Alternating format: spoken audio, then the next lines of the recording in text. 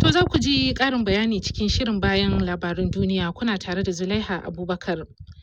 Shugabannin jam'iyyar Republican na kwamitin kula da harkokin tsaro a Majalisar Dokokin Amurka sun bayyana damuwa game da janye dakaru 5,000 daga Jamus. Sanata Roger Wicker tare da wani ɗan majalisa Mike Rogers sun yi gargaɗi cewa shugaban Rasha Vladimir Putin zai amfani da wannan dama. Ƙungiyar tsaro ta NATO ta ce tana dakon ƙarin bayani daga Washington. Amurka ta janye dakarunta bayan shugaban gwamnatin Jamus ya bayyana yadda Iran ta baiwa Amurka kunya a yakin da suke fafatawa tsakanin su. Isra'ila ta ce ta saki dukkan 'yan fafutukar sauyin yanayi da ta kama a jirgin flotilla a hanyar su ta zuwa Gaza, banda wasu mutane 2 masu goyon bayan Palestine. Ta ce mutanen 2 da ta tsare na da alaka da wata kungiya da Amurka ta sanya wa takunkumi, sannan ana zargin su da wakiltar Hamas. Jirgin ruwan na flotilla na yunkurin kai kayan agaji Gaza lokacin da dakarun Isra'ila suka dakatar da shi ranar Alhamis. Kasashe sun yi Allah wadai da Isra'ila bayan da ta kama sama da 'yan fafutuka 170 da suka fito daga kasashe daban-daban. 'Yan sanda a Austria sun ce sun kama wani mutum mai shekaru 39 da ake zargi da hannu a sanya guba cikin gwangwanin abincin jarirai. A watan da ya gabata ne aka janye gwangwani 5 na abincin jariran mai dauke da guba a kasashen Austria da Jamhuriyar Czech da kuma Slovakia. Akwai wasu gwangwani 6 da ake tunanin na cakuɗe da gubar a Austria da har yanzu ba a samu damar janye su ba. Rahotanni sun bayyana yadda aka nemi kamfanin HIP na Jamus mai yin abincin jariran ya biya diyyar dala miliyan 2.5. To kuna shan labaran duniya daga sashen Hausa na BBC. Akalla mutane 5 sun rasa rayukansu sakamakon harin jirgi mara matuki a Khartoum, babban birnin kasar Sudan. Ganau sun bayyana yadda jirgi mara matukin ya kai wa wata mota dauke da fararen hula hari a kudancin Omdurman da safiyar yau Asabar. Wannan ne karo na 2 da aka kai irin wannan hari a birnin a wani yanayi mai kama da sabbin hare-hare daga dakarun RSF. Ƙungiyar ta kuma kai hari arewacin jihar Kordofan, wadda ta koma filin yaƙi a bara bayan sojoji sun kori dakarun RSF daga Khartoum tare da wasu kuma yankuna na tsakiyar Sudan. Ɗaruruwan mutane sun yi dandazo a wani dandali da ke Seoul, babban birnin ƙasar Koriya ta Kudu, a yau Asabar domin gasar bacci ta 3 a shekara. Gasar wadda ƙananan hukumomi suka shirya, an shirya ta ne don duniya ta fahimci yadda al'ummar ƙasar ke fama da tsananin rashin bacci. Bincike ya bayyana yadda Koriya ta Kudu ta zama ƙasar da al'ummarta suka fi na kowace ƙasa tsananin aiki da kuma fama da rashin bacci a duniya. Gasar wadda aka yi wa laƙani da fafaci domin gano waɗanda suke samun bacci mai nauyi cikin kwanciyar hankali. Wanda ya lashe gasar ta farko a bana wani tsoho ne mai shekaru 80. To ƙarshen labaran duniyar kenan daga sashen Hausa na BBC.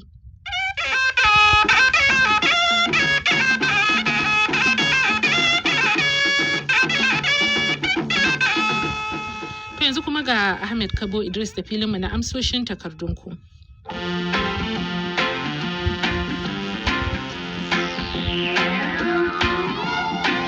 Masu sauraro, Assalamu.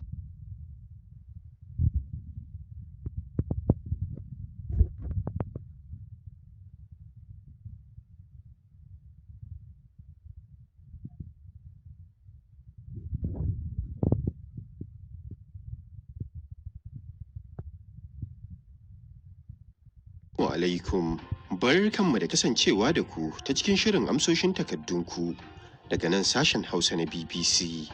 Sunana Ahmad Kabo Idris. Tambayar mu ta farko a cikin shirin ta fito ne daga Lurwani Ibrahim London, jihar Adamawa, da ya buƙaci ƙarin bayani akan yadda ake ganowa akwai man fetur a waje. Na kuma miƙa tambayar ga Farfesa Ahmad Adamu, masanin tattalin arzikin man fetur da iskar gas daga Jami'ar Philomath da ke Abuja.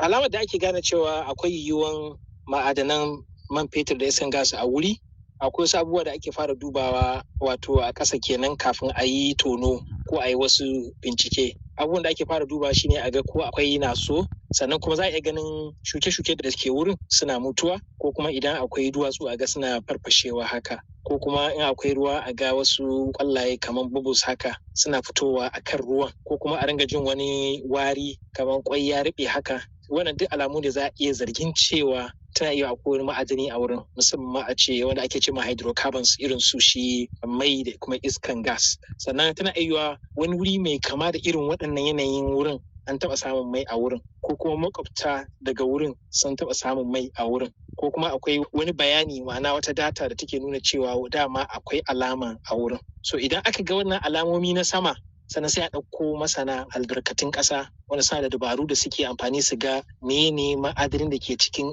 ƙasa, wato wanda ake cewa geologists, da su ne za su zo su yi nasu binciken.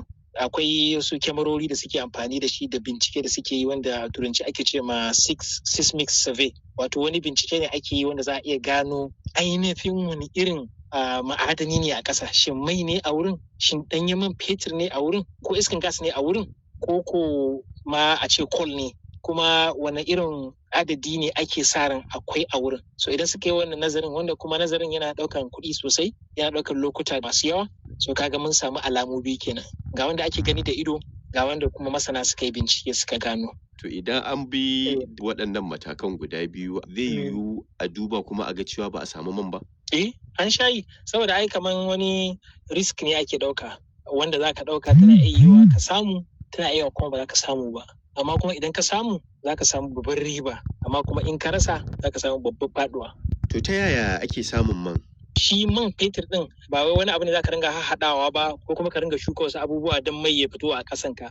Shi wato mai yana faruwa ne bayan shekaru masu yawa da wasu halittu da wasu tsirrai suke yi bayan sun mutu sun dagargaje a cikin ƙasa. Idan zafin ƙasa da pressure na ƙasa yayi yawa, kuma bayan shekaru wurin miliyoyi masu yawa suka daɗe a ƙasan, su ne suke koma mai. Yanzu misali kamar a cikin teku akwai wasu tsirrai da suke fitowa, wato plants, da wasu kuma animals, wasu 'yan ƙananan halittu da suke cikin ruwa. Idan suka mutu sai su yi ƙasa sai su narke a ciki, sai su dagargaje, sai su dunkule wuri ɗaya. Wannan zafin da ke ƙasa da wannan pressure da ake danna su ƙasa, sai su zo su haɗu, sai su zama wannan kaman abin da ake ce shi zabuwa na mai. To su ne suke taruwa da yawa, sai su zama yawan adadin man fetur. To bayan an gano shi, wasu matakai ake bi har a ce an fara amfana daga shi ana ɗiba? Matakai ne guda uku a can sama. Akwai shi bincike wanda ake ce mai exploration kenan, nemowa. Idan aka nemo aka tabbatar da yaƙini, ma'ana tabbacin ya kai kashi 90%, sai a zo a gina wurin. Yanzu misali kamar filin ƙwallon nan, a ce akwai man fetur a wurin, to ya za a yi? Sai a fara gina rijiyoyi na man fetur. Duk wannan gine-gine da za a yi tono rijiya, za a soka wasu pipe a cikin ƙasa wanda su ringa zuƙo shi man fetur nan. Idan kuma pipe suka je suka fasa wannan reservoir, man zai bulbulo da ƙarfin tsiya, saboda dama ya daɗe a kunshe cikin ƙarfi. To wannan bulbulon zai daɗe, zai kai shekara 2 ko shekara 3 yana wannan, ya danganta da girman ma'adanan da ke wurin. Sannan kuma sai ya fara komawa ya kwanta. Idan ya kwanta kuma sai an ƙara tsokano shi, an tura mishi wasu abubuwa irin su iskan gas da chemical, a ƙara fitowa da shi. Za a yi musu pipe guda ɗaya da kowace rijiya, pipe ɗinta idan ya fito zai shiga cikin wannan main pipe ɗin. Shi ne wanda ake ce magadarin pipe. Kenan da za ta tattara komai. Babbar guda ɗaya shi ne wanda ake ce magadarin pipe. Shi kuma shi ne zai tafi ya kai ta iyakan inda za a ɗora ta, ko dai a babban tanka da za a kai ta wata ƙasa, ko kuma babban pipe ɗin da zai kai ta matata. Dama da kayi exploration sai development, bayan shi sai kuma production, wato zuƙo shi ɗin, samar da shi. Dama matakai ne guda uku: nemowa, ginawa, sai tsotsowa ko kuma samarwa. Farfesa Ahmad Adamu kenan, masanin tattalin arzikin man fetur da iskar gas daga Jami'ar Philomath da ke Abuja. To daga batun man fetur sai batun alaƙar Najeriya da Nijar, da yadda sunayensu suka samo asali da makamanceciyar da suke da juna, kamar yadda Usman Maidala daga Jamhuriyar Nijar ya buƙata. Abokin aiki Abdu Halilu ya gabatar da tambayar ga Farfesa Ado Muhammad na tsangayar tarihi a Jami'ar Abdulmuminu Jofo da ke birnin Yamai na Jamhuriyar Nijar.